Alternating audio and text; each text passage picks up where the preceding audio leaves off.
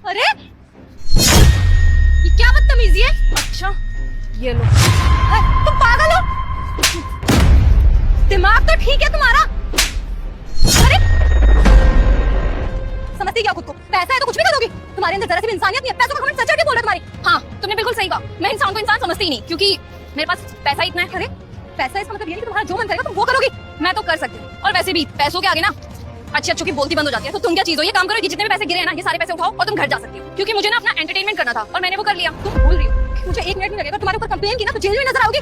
अच्छा धमकी, मुझे लगता है ना इतने पैसे तुम्हारे लिए कम पड़ रहे हैं, ये भी रखो अपने पास, और अगर तुम्हें और चाहिए तो मुझे और बता दो, मैं और लेकर के आ सकती हूँ। और वैसे भी पुलिस को ना मैं ऐसे खरीद सकती हूँ, समझ में आया। 1 घंटा भी नहीं लगेगा मेरे को पुलिस स्टेशन से बाहर आने में। लेकिन तुम अपनी सोच लेना फिर कि मैं अगर पुलिस स्टेशन में चलेगी तो मैं तुम्हारी क्या हालत करूंगी। और मैंने तो ये सोच लिया, अगर तूने मेरी कंप्लेंट कर भी दी ना तो मैं निकल के वहां से तेरे को भीड़ वाले इलाके में पीटूंगी, समझ में आया। और पैसे फेंकूंगी वो अलग, लोगों का भी एंटरटेनमेंट होगा मेरे साथ। और ये तो बहुत अच्छी बात है ना, क्योंकि यहाँ पे लोग मेहनत करते करते थक जाते हैं और उनको पैसा नसीब नहीं होता, और तुम्हें थप्पड़ के पैसे मिल रहे हैं। धमकी देते हो, तरह से शर्म नहीं है, मैनर्स नहीं है। इनफैक्ट कैसा लगता है ना, तुम्हारे माँ बाप ने तुम्हें संस्कार नहीं सिखाए कि किसको किस तरीके से ट्रीट करना चाहिए। पैसों का घमंड तुम्हारे सर चढ़ गया है। अच्छा देखो संस्कार की बात कौन कर रहा है, तुम्हें तुम्हारे माँ बाप ने कैसे संस्कार दिए कि तुम अपनी माँ की उम्र की औरत पे हाथ उठाओ।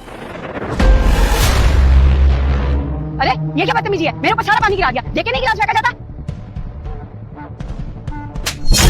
तेरी हिम्मत कैसे नहीं आती जुबान चलाने की, औकात है तेरी खड़े होने के आगे। एक तो गलती करती हो और सॉरी बोलने की बजाय हाथ उठा रही हो मुझ पे। सॉरी, और वो भी तुझसे।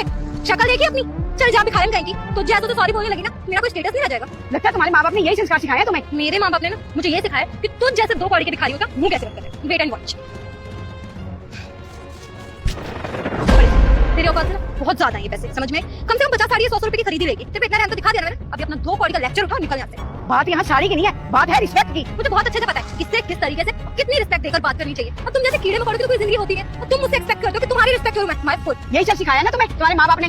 सड़कों पे ऐसे गंद बचा रहे हैं, डस्टबिन किस लिए लगे हुए हैं जगह जगह पे। Shut up. मम्मी मैं ना कॉलेज जा रही हूँ, ठीक है आती हूँ। ठीक है। ये क्या हुआ मम्मी? कुछ नहीं हुआ बेटा। नहीं मम्मी कुछ तो आप छुपा रहे हो।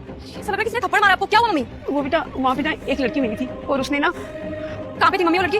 वो पीछे मॉल है ना उसके पास। अच्छा आप एक काम करो, घर पे जाके रेस्ट करो, मैं आती हूँ। ठीक है बेटा।